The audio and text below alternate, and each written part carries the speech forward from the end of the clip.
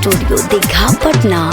मथवा पर कलसा आइल सरनिया डीजे बजा के नाचे मलिनिया। मथवा पर कलसा आइल सरनिया डीजे बजा के नाचे मलिनिया। हाँ हाँ ललकी चुनरिया चढ़ावत बारी हो, ललकी चुनरिया चढ़ावत बारी औरी चढ़ावे लाउरउल के फुलावा। मथवा पर कलसा आइल सरनिया डीजे बजा के नाचे मलिनिया।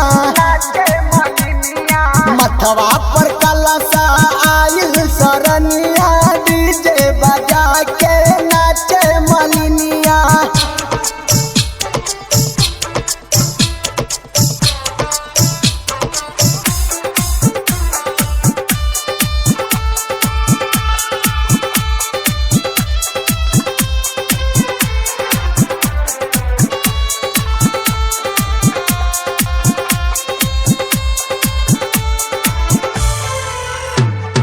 मैया के महिमा ई सब जानेली,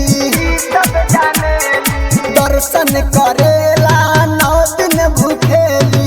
मैया के महिमा ई सब जानेली, दर्शन करेला 9 दिन भूखेली। कलसा पतिया जलावेली सन हो, कलसा पतिया जलावेली सन। 9 दिन बोले जैसे रावालिए। मथवा पर कलसा आइल सरनिया डीजे बजा के नाचे मलिनिया। मथवा पर कलसा आइल सरनिया डीजे बजा के नाचे मलिनिया।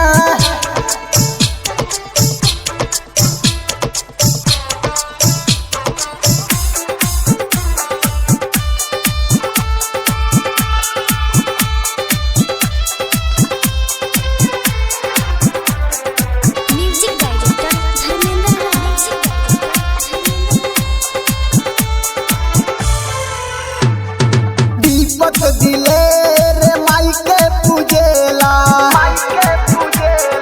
नीरज निराला संगे रहेला। दीपक दिलेर माई के पूजेला, नीरज निराला संगे रहेला। राइटर सूरज गीतिया लिखेला हो, राइटर सूरज गीतिया लिखेला।